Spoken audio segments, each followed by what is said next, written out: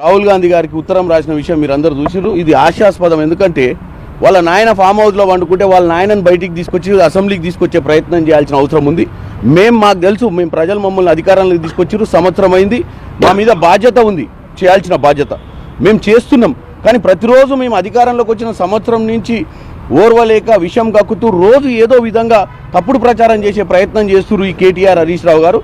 అసలు రాహుల్ గాంధీ గారికి ఆయన ఉత్తరం రాసేది ఏంది నాకు అర్థం కాంది. రాహుల్ గాంధీ గారికి తెలుసు మన రాష్ట్ర పరిస్థితి, మన నాయకులు ఏం చేస్తున్నారో తెలుసు, ప్రజలకు కూడా తెలుసు.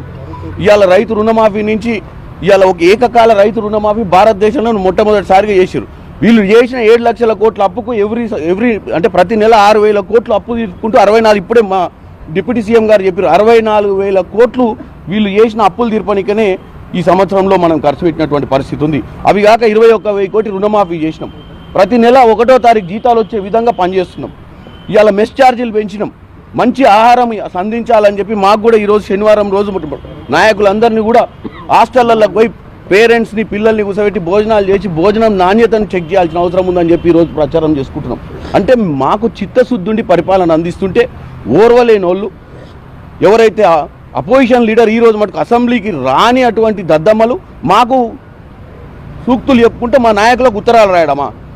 వాళ్ళ ముగ్గురింట్లో వాళ్ళ పంచాయతీలో వాళ్ళుండి వాళ్ళ ఇంట్లో ఎవరు గొప్ప అని తెలుసుకోలేక నిద్రపట్టక ఇలాంటి తప్పుడు ప్రచారాలు చేస్తున్నారు.